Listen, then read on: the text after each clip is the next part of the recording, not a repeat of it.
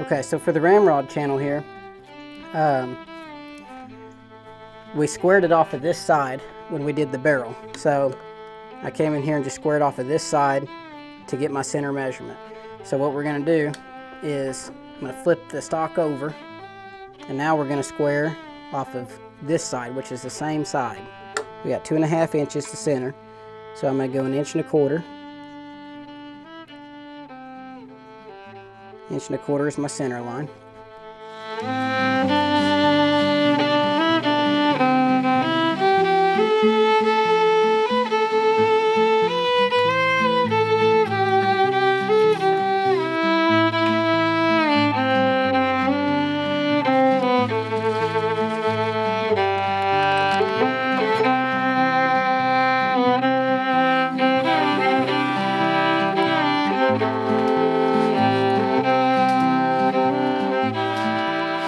Is the center of my barrel channel. I'm going to put one here in the middle too. So this is going to be the center of my ramrod channel. This rifle is going to have a 3/8 ramrod. So for a 3/8 you want to go 3/16 of an inch on both sides of your line. So it doesn't matter what inch mark you hold it on. You just put it on the inch mark, go 3/16 off one way, 3/16 off the other way. Do the same thing in the center and on the end. Alright, and then you run your straight edge again down through here. Alright, then you do it on the other side as well. Alright, and I angle it down just because it's easier for me to get over the top of it because I'm short. And then I've got this little tool here, and it's just a piece of steel that I sharpened up, and it's got a sharp point on it, and all I use it for is scoring. You can use it for the side of your barrel to score that line. I use it for the ramrod channel is what I use it for. And so I put the flat side facing out, and then I just add quite a bit of pressure, and I just drag it down through here. Just kind of keep slow and try to keep it on that line the best you can all the way down. Alright, I'm going to do the same thing to the outside line. Alright, so those are scored. Next thing I'm going to do is I've got a chisel here with a really sharp angle on it. So this is a D9.5, and it's got a pretty sharp gouge to it.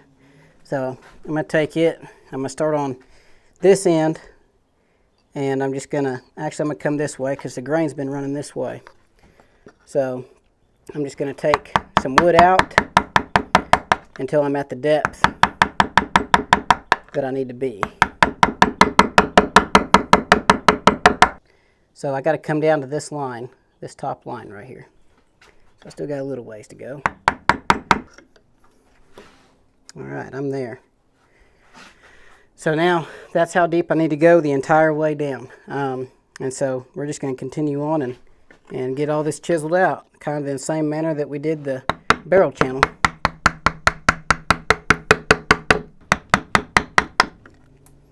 Woo-wee. It's hot.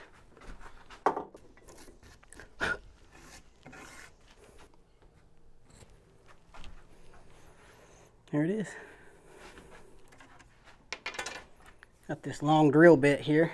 I actually took this to a machine shop, and I had it's just a long piece of 3/8 steel here, and I just had them drill a hole in the center and tap it for me, and then they actually filed this down, or not filed it down, but machined it down and threaded it, and where it screws into itself, and so that's my Ramrod channel drill bit.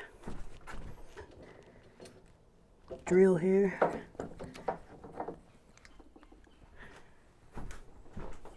This is just some tap oil, and I'm just going to dip it in there, get some oil on this bit. So what I like to do on these is I like to get it started before I strap it down, and So I start up kind of at a little bit of an angle, so I raised it up just a little bit just to help get it started. And then once I have it drilled in about a 1/2 inch or so, then I'll lay it down in the channel and strap it down nice and tight so it don't move around on me.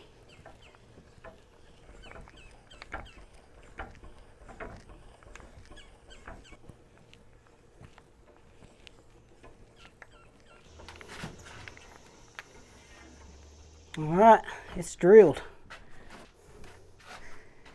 I use my apron because it's brain tanned, and brain tan is very traditional, and it's period correct for the time, and also brain tan is just so much better to use for anything. It's a lot more spongy. It's cooler in the summer, and it's warmer in the winter. And but it acts like a sponge when you're using it for a strap. To like when I'm drilling this out, I could tie it on there and it's really stretchy, and it'll really cinch that sucker down, and I won't let it go nowhere. So we're good to go. Okay, so after you get the barrel completely in and your ramrod channel chiseled out and drilled, you want to cut the sides off the stock here. So you lay the barrel back in, and then you trace a line all the way down the side of the barrel. You want to leave about an 1/8 inch of wood between the barrel and the edge of your stock. And a lot of that wood's it's going to be removed later. But for now, you want to leave a little bit of meat on there so you don't take a chance of splitting your stock or anything like that. So I've cut down all the way to where I just got about another 1.5 inches to cut on this side. And then I got to finish cutting this side here. So we'll get it cut down and get these sides cut off, and then we're going to start inletting the lock after that.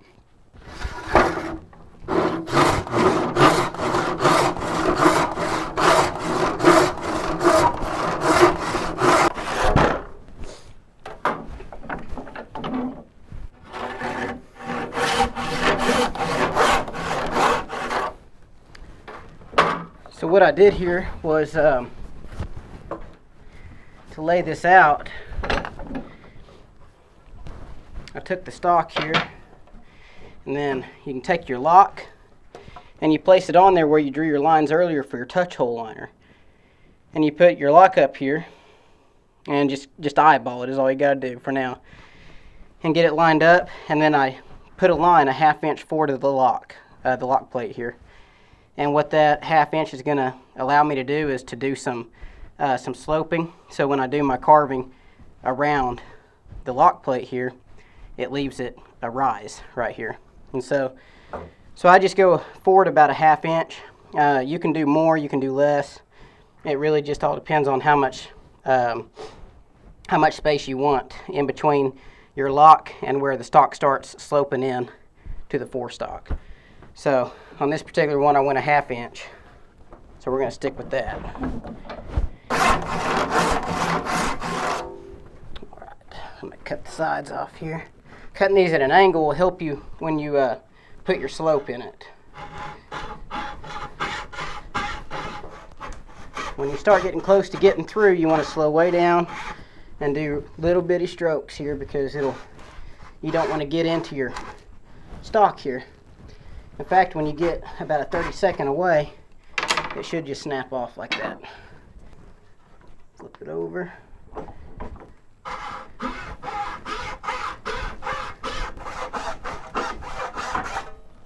Alright.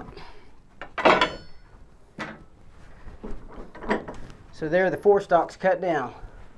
And we went about an 1/8 inch off the barrel all the way down. So now the next step is to figure out how wide our lock is. What I do is I take a pair of, you can use this right here. So your bolster here, from the outside of your lock plate. So this distance right here from the inside of your bolster to the outside of your lock plate, that's what you're wanting your width to be here. Alright, so there's my width right there, and you're actually going to go So when you inlet the lock, you want the lock plate to be protruding out from the wood just a little bit. So you don't want the lock completely seated inside the wood. And in fact, on any part of the build, you don't want any wood sticking above any metal parts, just because it can, if you ever bump it or anything like that, it'll chip the wood. I'd much rather have it hit metal than I would wood. It's a right-handed flintlock, so the lock's going to go on the right side over here. So I'm going to take our measurement that we just did, and I'm going to go right here along the edge of the barrel channel. I'm going to put a mark here, out here, and right here. And then I'm going to take bend it down. Get on there.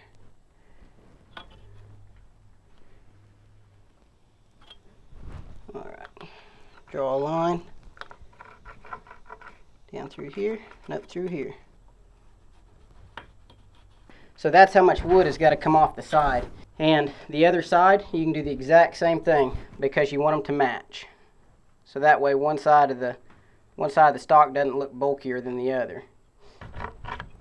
Alright, so that's how much wood's got to come off the other side as well. So now what we're going to do is I'm going to put the lock back. Alright, so the end of the lock's going to be back here, about right in this area. So what you're going to do is you want to come out away from that, so it actually, where the lock inlets in the stock, you want to keep a lip about 1/8 inch away from the lock the whole way around, just kind of as a support. And so where the lock ends right here, I'm actually going to come out here on the stock about, once again, about 5/8 of an inch or so. I'm going to come to a point out here. So from right here is where I know where I need to stop this cut at.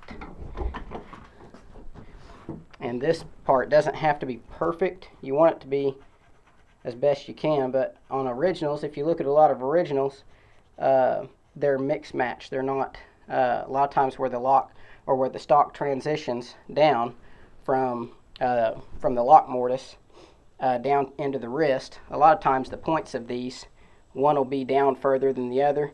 All that was just because they either mismarked it or they didn't mark it at all. They were just kind of eyeballing it, and a lot of them are extremely close, and then and others are about perfect, and then others are almost a 1/4 inch off from each other. So it really doesn't matter, but you definitely want to make it look the best you can. I just got this shop up and going a couple months ago, so I don't have everything I need. And I don't have all the tools that I need, and I don't have legit 18th century tools. I have tools that are close to what they would have used. Pretty well the exact same concept, but it's but finding actual 18th century tools is pretty tricky to find. It's a muggy day today. Starting to sweat quite a bit.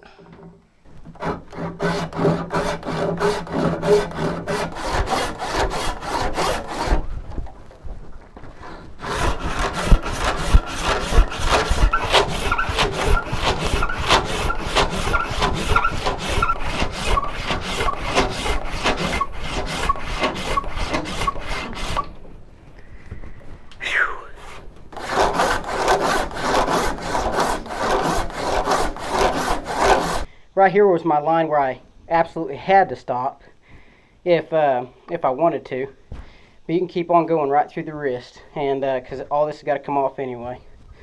So while you're sawing, you might as well go ahead and get it knocked out.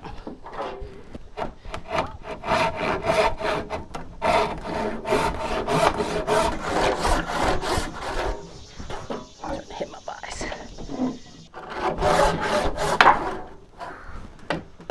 That light's right in the way, ain't it?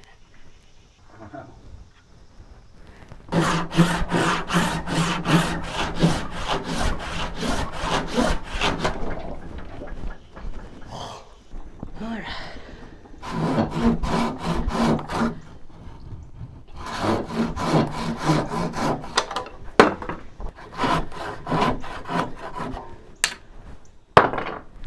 so now we got the sides cut down for the lock and the side plate. And that thing's that is nuts. Sometimes you don't see things like this until you cut it into the stock, but it's got a vein in it right here. And a lot of times those are caused by worms.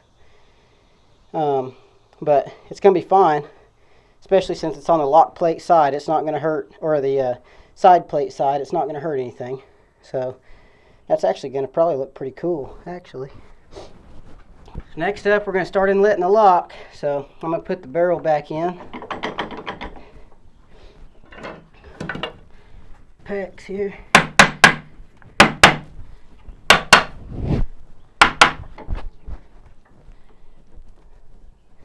Alright, so earlier we established a spot where our touch hole liner was going to be, but since we cut the sides off, now we've lost those marks again. So we're going to repeat the process again. And I'm going to run this. So we've already got a mark on this ramrod where it was originally. So all I got to do is lay it back up here on top. Never mind, that's the wrong mark. So we're going to do another mark. I don't know where that mark came from. Alright, run it back down.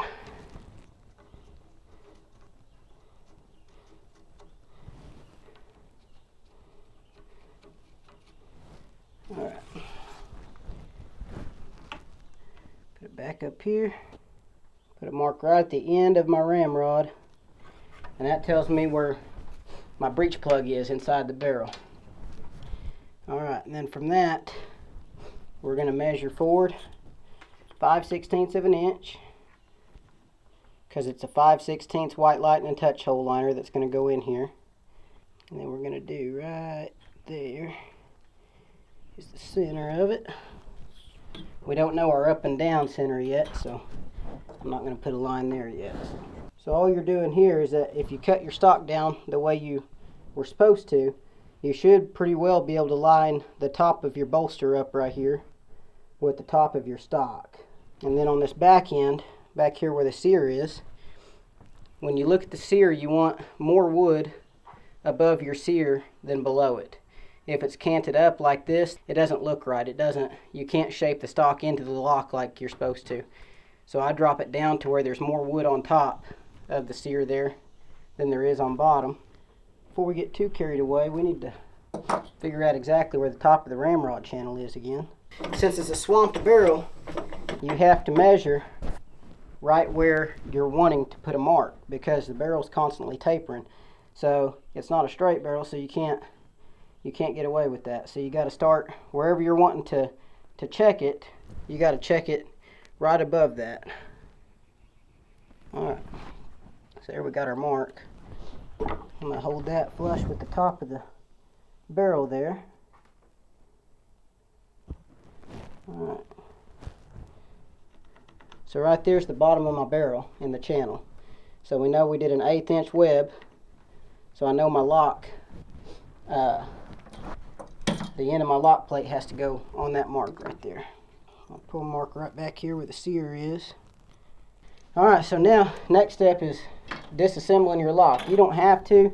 If you've done enough of them, you can inlet the entire lock at once without taking any of the parts off. For this video, I'm going to take the lock completely apart and show you guys how to properly take it apart so you don't break any springs or anything like that. So you have to get a mainspring vise. So that's what this is a mainspring vise, and it's designed just for mainsprings. If you try to take this mainspring off with a pair of channel locks or vice grips or pliers or anything, that spring will break on you. What I'm going to do is I'm going to take, not all locks have this screw right here, but some do. And so I'm going to go ahead and pop the screw out of there. If it'll come out. Alright, so this lock, some of them have a screw that goes in here, and that screw is actually extremely tight, and I had to heat it up to get it out. But anyway, it popped out of there, so but it holds the top of the mainspring in. Not every lock has that, but Some of them do. And so what you're going to do is some of them you actually have to set them to half cock to help them come back apart easier. I'm not going to on this one. So the first thing you got to do is take this mainspring off. So I'm going to take a mainspring vise. You have to have a mainspring vise to do this, because if you don't, you'll end up breaking this mainspring.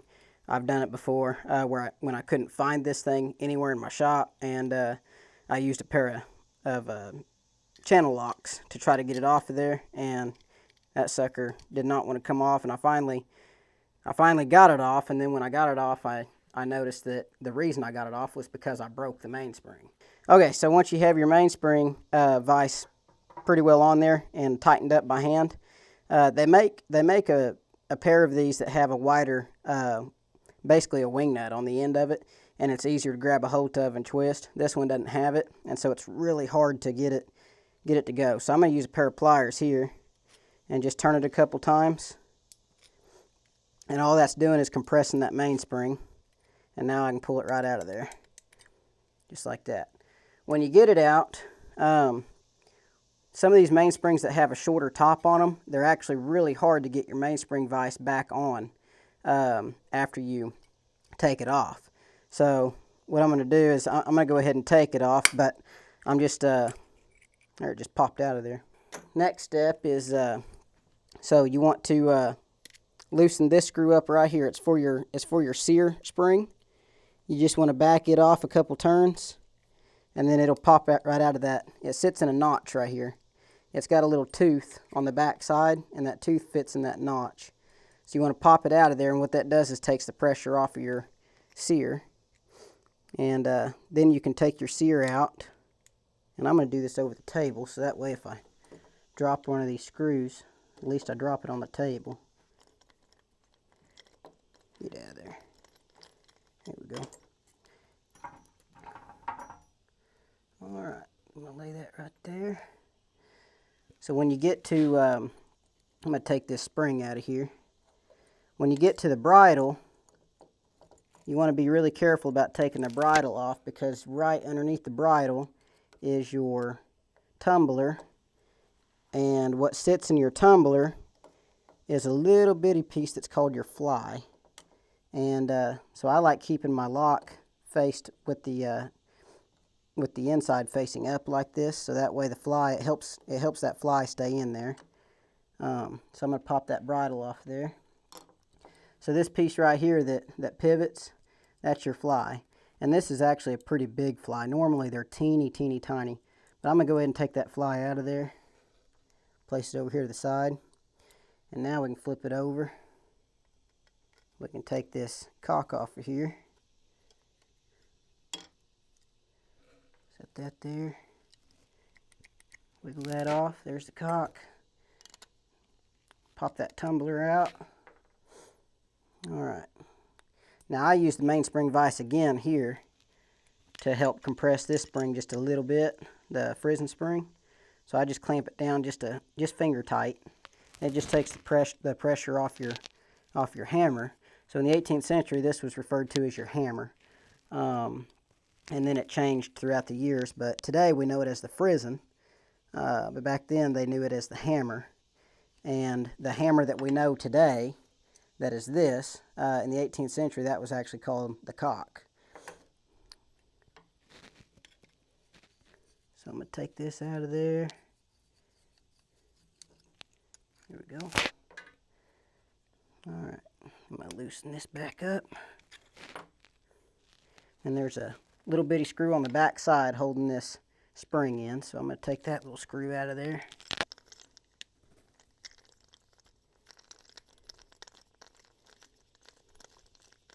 This is kind of a neat little screwdriver I picked up at an antique store. It's a pretty old one. It's not 18th century old by any means, but it's pretty old, and it's neat because the cap unscrews and it's got about every tool that you would need to work with right there in the handle.